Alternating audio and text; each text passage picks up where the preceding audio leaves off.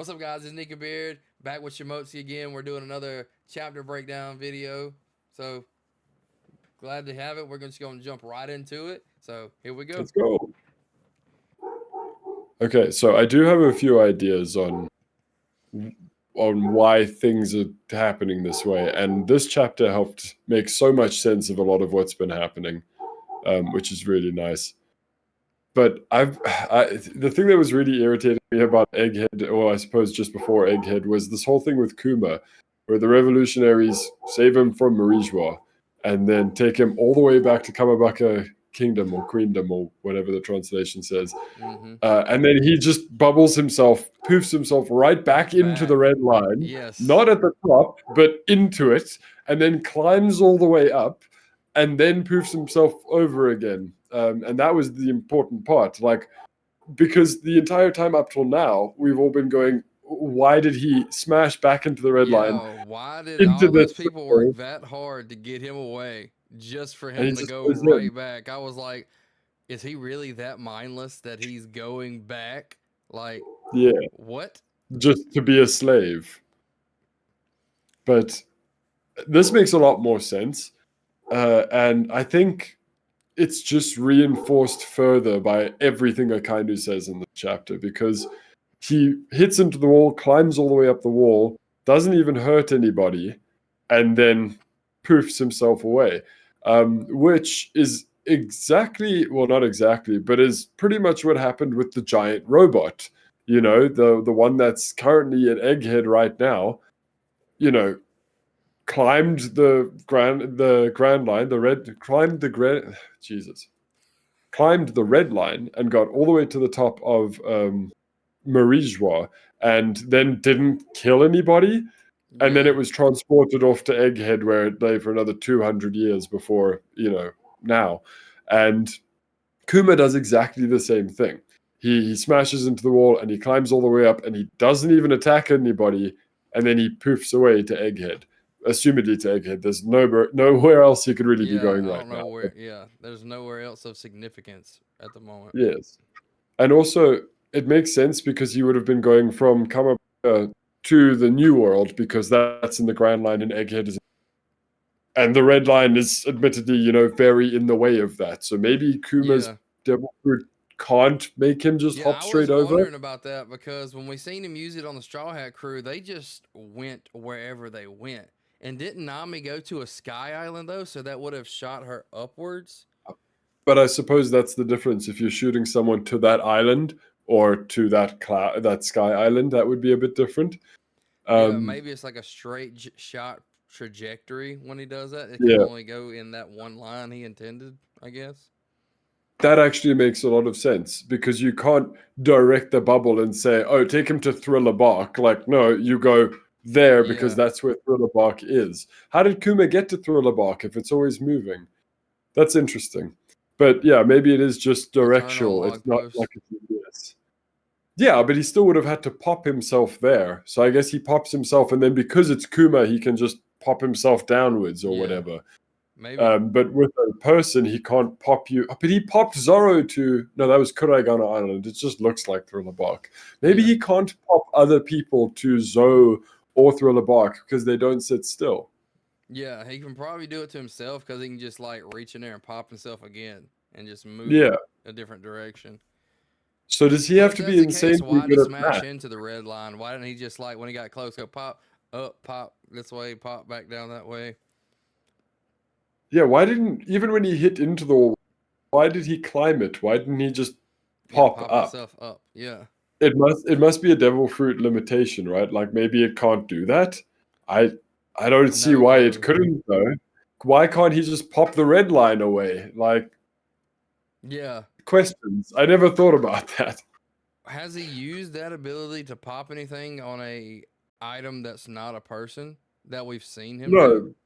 But he can do Ursa's shock, and then he can just hit the red line 68 times, or however many Ursa's shocks it takes to get through the wall.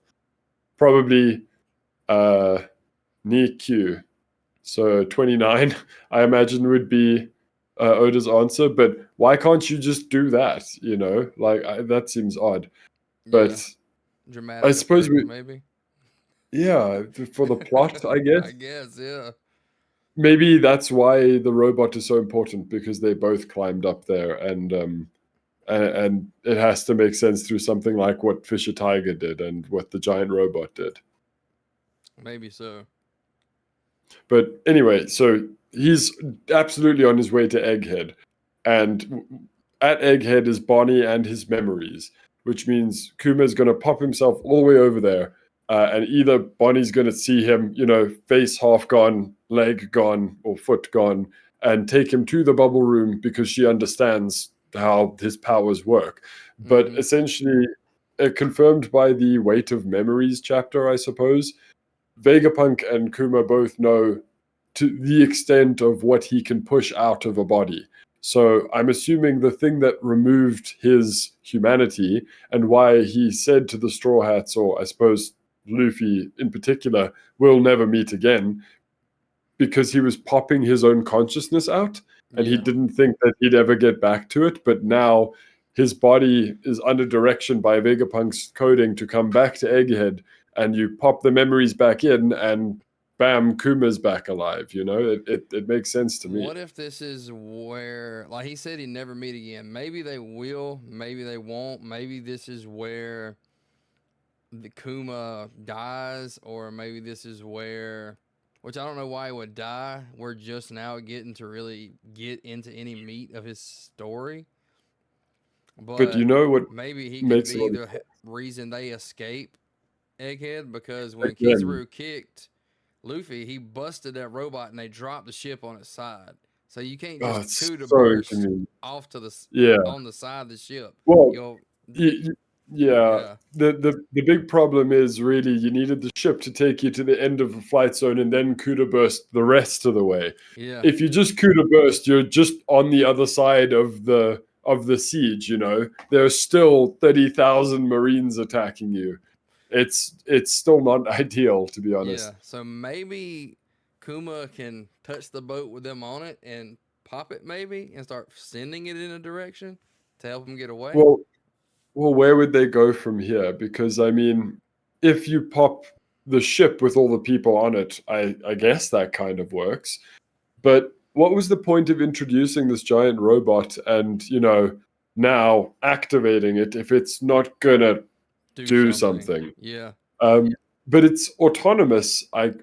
We assume it's autonomous, but given that the Vega Force One was modeled after this giant robot, that means that this giant robot also has a pilot. It's not a fully autonomous thing, right? That was what we would believe. Yes. So it's activating now because Luffy is in his Gear 5 form, That but was it my didn't first. activate. Yeah, but it's because he's in his giant form. Because if it was just the drums of liberation, which is what the panel leads you to believe, obviously, it would have It would have activated already when he fought activated it. Lucci. Yeah. Yeah, and he was actually closer to the robot. They just left the robot room, and he went Yeah. into Gear 5, and that did nothing, See, I was apparently. thinking that too Um, when I read it. I was like, is it because he's in his giant form or something that has some type of correlation? Because I was like, when he fought Lucci, nothing happened like that. And just like you were saying, he's way up here in the sky now at the top of it instead of being way down at the bottom. yeah, but also he did use his giant form in the fight with, where at the end of the fight, he like spun himself into the ground, and then he like popped up with a giant head and started trying Yeah. to like eat Lucci. So he did use his giant form in the other fight. So unless that was Yeah. like partial, Yeah, that was the that's only I thing don't I know. can That's a think bit of. weird. But watch it not even be for Gear 5. Maybe it is. I don't know. But The thing that really leans me towards it is if you look at the last two panels, you see the robot inactive, right? And you see the drums of liberation playing as well. And then in the next panel, you still see the drums of liberation playing, but the eyes light up. yeah, That to me is Oda's indication that these two things are related. correlated. Yeah, somehow. Maybe it's a subterfuge, but I doubt it. It looks directly related, See, yeah, exactly. which I find very interesting. But so here's the thing: if that is based on the Vega Force 1 and requires a pilot. And this guy is activating because Luffy is now in giant form, which might just be his full zone transformation form. That's just what Nika looks like. So if you're in hybrid form, you look like Luffy size, but you look like Nika, and obviously still have the properties. And if What? you're in your base form, you look like Luffy, right? What? Yeah. What if it's not a robot though? What if it's a walking suit of armor Exactly. that will So go around giant Luffy Tier himself? 5 Luffy, who is the power source for it, because he's got that eternal flame thing going. And, Drums of Liberation is what activates it. So he's going to get in the giant robot suit because, even back at Thriller Bark, we saw him dress up in a full body of armor because Luffy loves that. And he's going to just use that to break through the siege. I think the real consideration here is that helpful?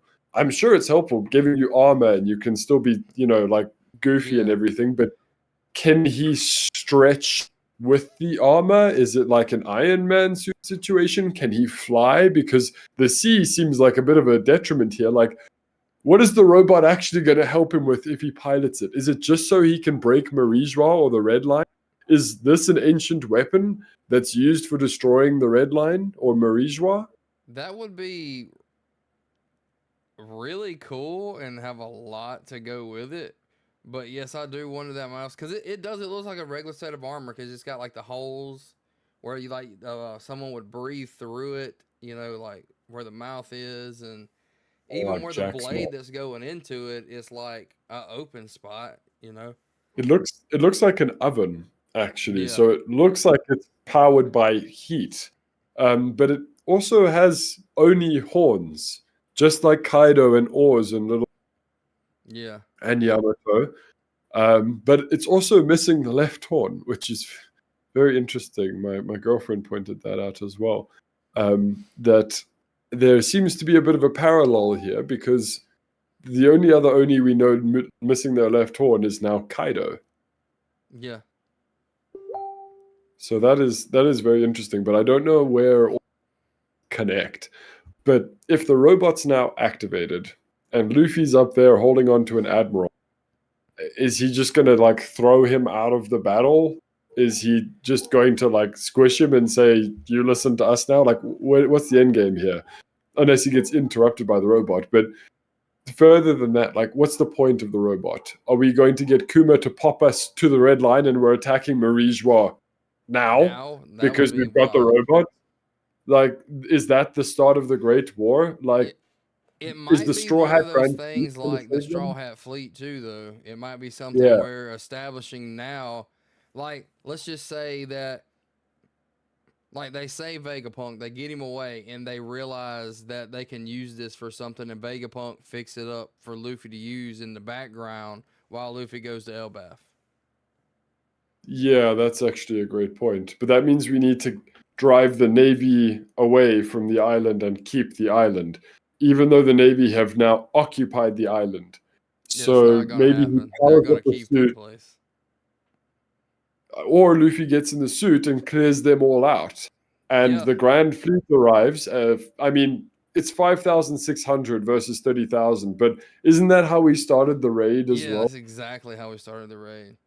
So now instead of having all of that in the 20 thing, it's Luffy power his own fleet who says, "No, Marines, Vegapunk in this island, they're mine now. You can leave." And then he goes to Elbaf, or Winter Island, or Shanks and Blackbeard both come to him. Yeah. There are so many ways this could go, actually. It really is because, like, we have seen Blackbeard is very active at this moment. Like, he is pushing for the end game for himself. He is already pushing to accomplish his goals. And we've seen right after Wano, Shanks himself even said, "Well, guys, I think it's time we go look for the One Piece. I think it's time to go get it." And he So has all ominous. the road poneglyphs that he needs, if I'm right. Does Because he? doesn't Shanks have Mm, one of them? not that we know of. Or The is man it marked one by of the things that's flames. assumed? The man marked by flames is confirmed to have the one. Okay. So Big Mom had one, Kaido had one, Zoe had one, and the last one, even Robin says nobody's seen it for like a while. But the man Okay. marked by flames is the one who knows where to find that. And Law knows who it is because there's that reaction panel from Law. But it's confirmed that the fourth one is there. Whether Shanks is the man marked by flames, which doesn't make a lot of I don't sense to think it me. is. I think it's Dragon. I mean, it makes sense thematically. It makes sense for Luffy having to go meet him. It And we're makes seeing a sense lot for more the with the world. Revolutionary Army a lot Yeah, since Wano, so exactly. and it would be time to And introduce Dragon. It's about time to really get into well, him. we've introduced his commanders, and Yeah, we know, and we've seen their stories and their devil fruits and their bounties. So we've yeah. now The sufficiently set main up a man lot of things. himself. Yeah. And we've also set up the world government and Imu and the Gorosei and mentioned they have devil fruits. They all have devil fruits, including Imu. And they've got that common enemy in Wapol. Or no, I suppose the world government have the enemy in Wapol secret, who's now defecting over to the other side. And, there's a whole bunch of like gears falling into place that we can now, and the explanation of Sabo being the Flame Emperor. Oh my God, Dragon might be in like the next chapter or 2 or 5. Like, we're really getting to the end game of One Piece. Like, Dragon is one of it's the about to like he is a more of a kept secret than freaking Shanks is. Like we've seen Shanks do things. We've only seen Dragon appear here and there, and happen. we've Save seen him as a Sabo. young man with Vegapunk. And other than Yeah. that, that's about it. No devil fruit. Well, I mean, he saved Luffy at the execution platform with a lightning strike that just so happened to hit right before that blade killed Luffy. And then the winds, caused a lot of Yeah. commotion. And then he personally stopped Smoker.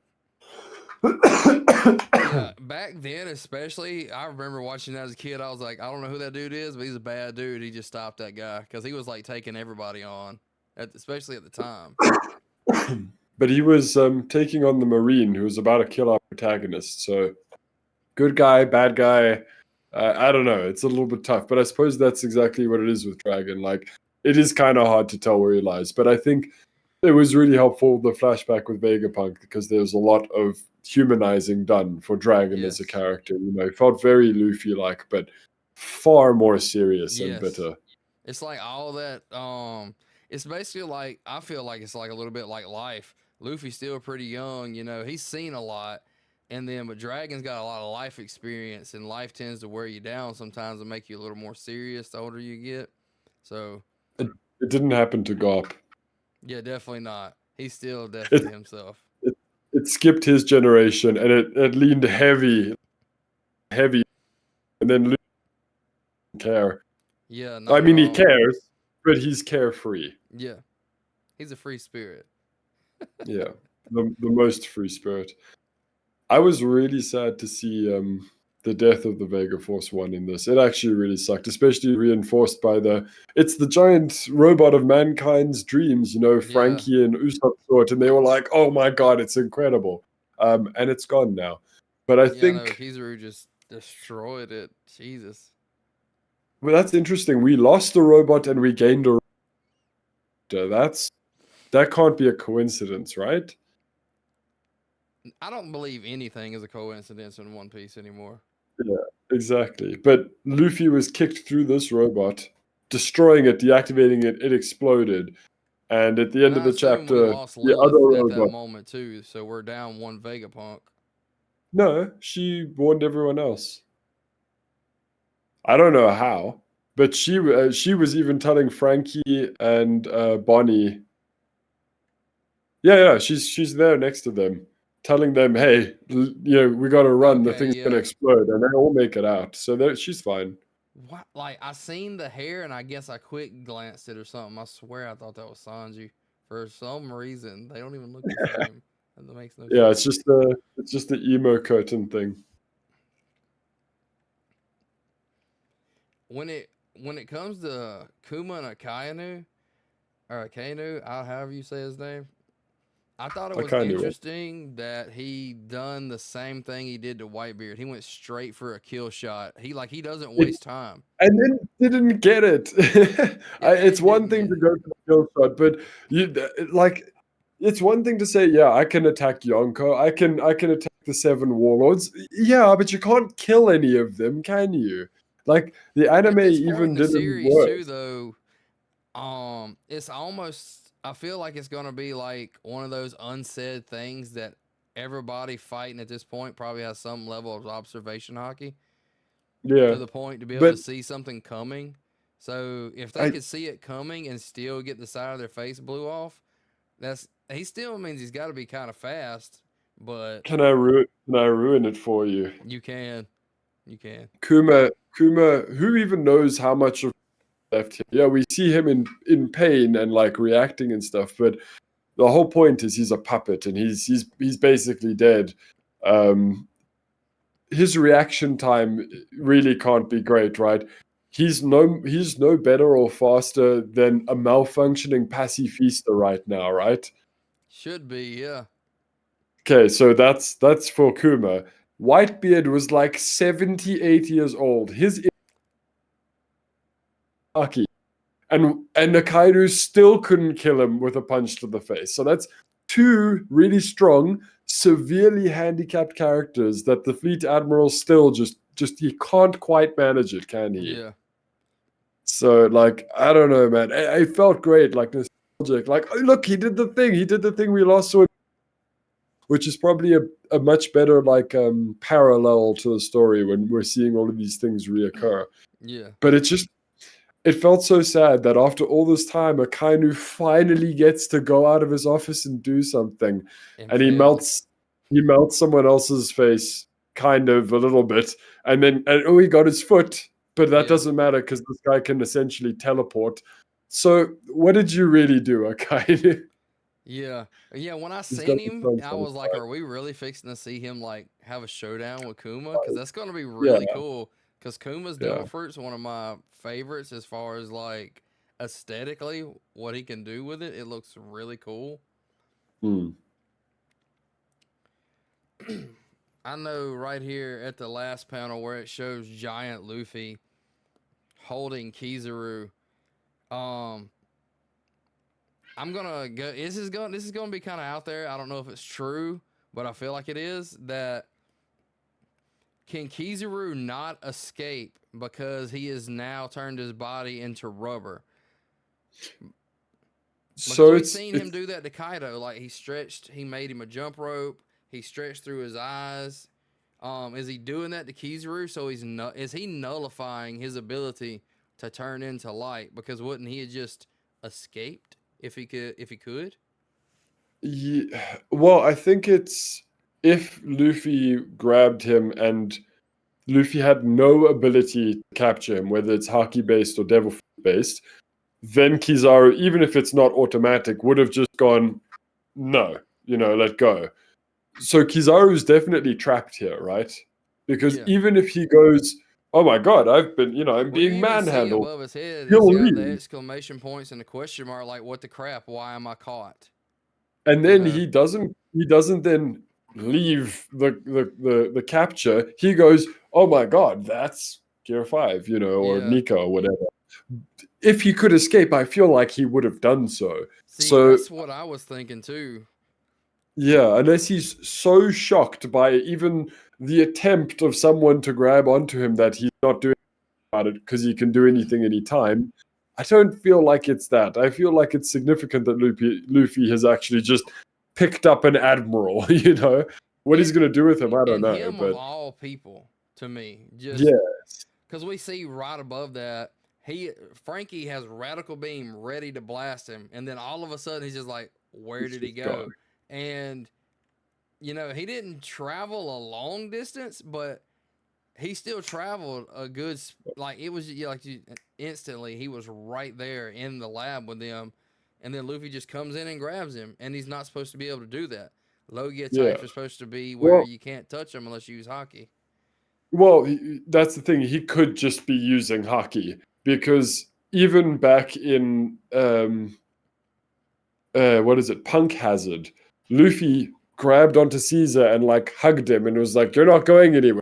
You shouldn't be able to do that to Logias, but if you use hockey, they become tangible.